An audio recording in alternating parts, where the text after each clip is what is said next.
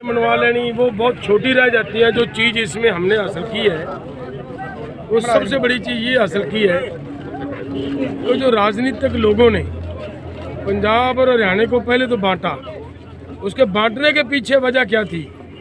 वो थी कि ये इलाका वो इलाका था जो क्रांतिकारी इलाका था और उसको बांटकर दो जगह कर दिया और बाद में उनको आपस में लड़ाने का काम किया। SYL के मुद्दे पर तरह तरह के मुद्दे उठाए गए। इसको कभी चंडीगढ़ का मुद्दा उठा लिया, कभी हिंदी बोलता इलाके का मुद्दा उठा लिया, कभी SYL का मुद्दा उठा लिया। बात कुछ भी नहीं थी, उन लोगों ने राजनीति की और हम भाइयों को एक साथ होकर नहीं बैठे। उसी वजह से तरह तरह के हमारे खिलाफ कानून बनते आ रहे हैं और जिधर हमारा ध्यान जाना चाहिए था उधर नहीं जाने दिया।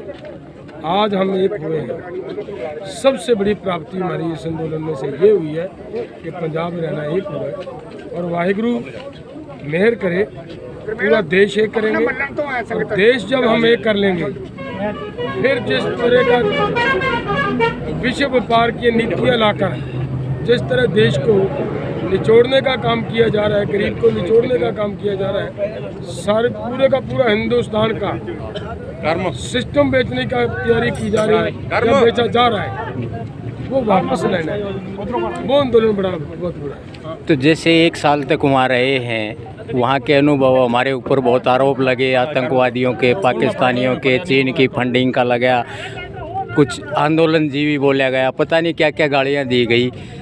ये अनुभव कैसा रहा कि हमने शांति से 1 साल से ऊपर तक वहाँ बैठ के आंदोलन को जीता? इसको आप देखिए। मैं ये बात बताऊँ आपको, सच्ची बात बताऊँ, हमें तो आतंकी बोलना ही था उन्होंने, तो क्लियर बात है।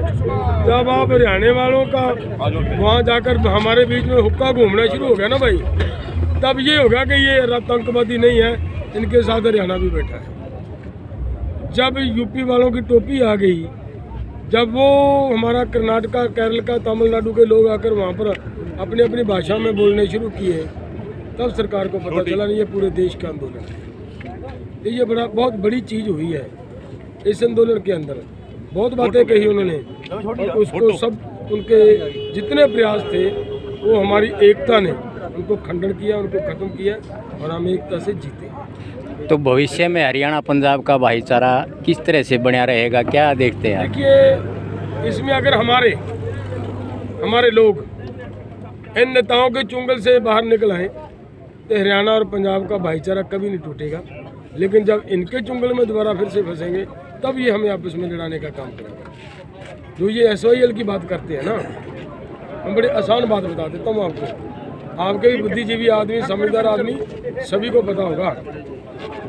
एक शारदा जमुना लिंक चैनल पे काम हुआ था एक बार।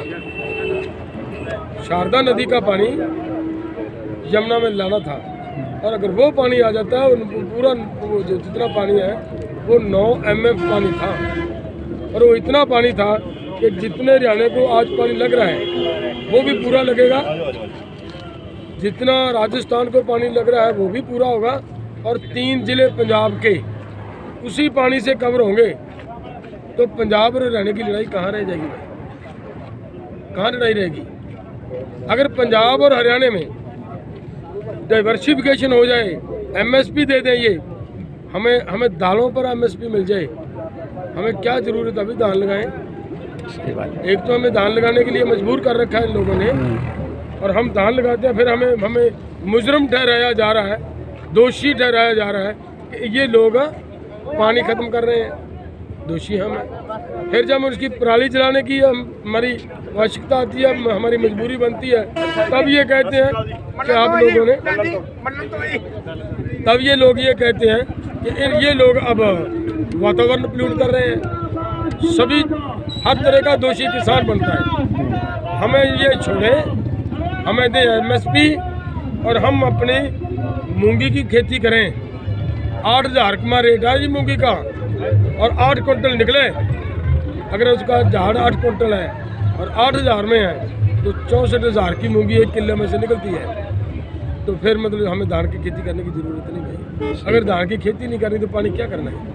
झगड़ा काहे को करना है? सब झगड़े निपट सकते हैं अगर हमारी एकता की जरूरत है। अभी जैसे बात चल रही है, खापों ने भी इसमें बढ़ चढ़ के भाग लिया, और अभी बात चल रही है कि हरियाणा पंजाब की एसवाइएल की कोई लड़ाई नहीं है, बैठ करके निपटा लेंगे। हमारा जो भाईचारा बना है अब दोबारा से टूट नहीं पाएगा। नहीं टूटना चाहिए। एसकेएम ने जो समय दिया है 15 जनवरी का, वहाँ तक मांग पूरी होगी तो ठीक है, नहीं तो ये आंदोलनकारियों की छुट्टी की है, दोबारा से आंदोलन शुरू हो सकता है। क्लियर बात है जी।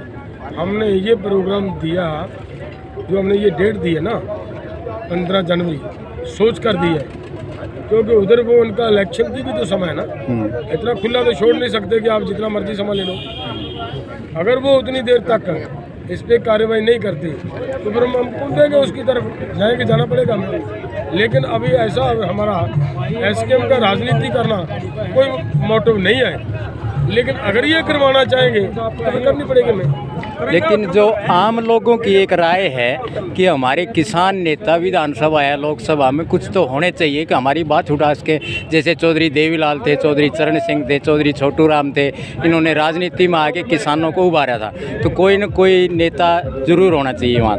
देखिए, अगर सच में किसान का कुछ भला करना है तो हमें एक मजबूत प्रेशर ग्रुप खड़ा करना पड़ेगा। जब हम मजबूत प्रेशर ग्रुप खड़ा कर लेंगे तो फिर कोई दिक्कत नहीं रहेगी। हमने आज ये कानून आए थे ना, मोदी की एक इमेज बनी हुई थी, मोदी बदलता नहीं, जो करता वो करता है। मोदी ने जब नोटबंदी की नहीं पीछे हटा, जीएसटी लेकर आया नहीं पीछे हटा, धारा 370 बढ़ा दी नहीं पीछे हटा, वहाँ वो कर दिया, सीए ले आया नहीं पीछे हटा, नहीं ना हटा, लेकिन आज हटा ना। ऐसा आंदोलन अगर करने के लिए हम तैयार रहे, दुनिया की कोई ताकत नहीं किसान के पास, और देश के लोगों के खिलाफ कोई भी किसी तरह का फैसला ले ले। और सत्ता में बैठकर ये नहीं हो सकता था जो सड़कों पे बैठकर हुआ।